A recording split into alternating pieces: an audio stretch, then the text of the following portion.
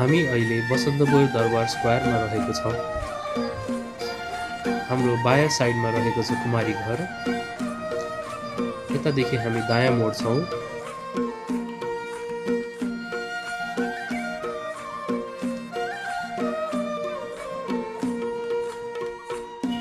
दायाँ मोडेसँगै हाम्रो अब अगाडि रहेको छ दुईटा बाटो, जसमा दायाँ गए हामी हनुमान ढोका पुग्नेछौँ भने हामी अब नेवाघाँसा जानको लागि बायाँ लाग्छौँ।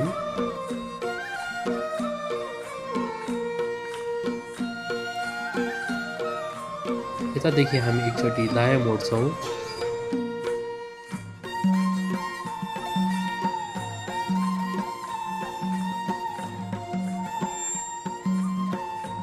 दायाँ मोडेसँगै अब हामी सिधा बाटो लगभग 100 मिटर हिँड्छौँ।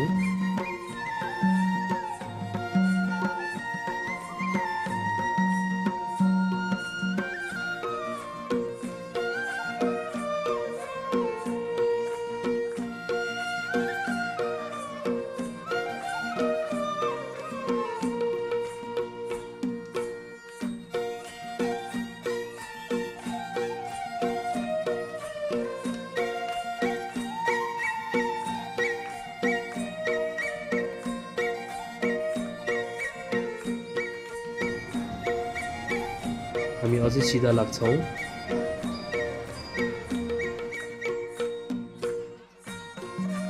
लगभग 100 मिटर सिधै हिँडे पछाडि हामी नेवाघाँसा बसन्तपुर आइपुग्यौँ। हाम्रो बायाँ साइडमा रहेको छ नेवाघाँसा बसन्तपुर।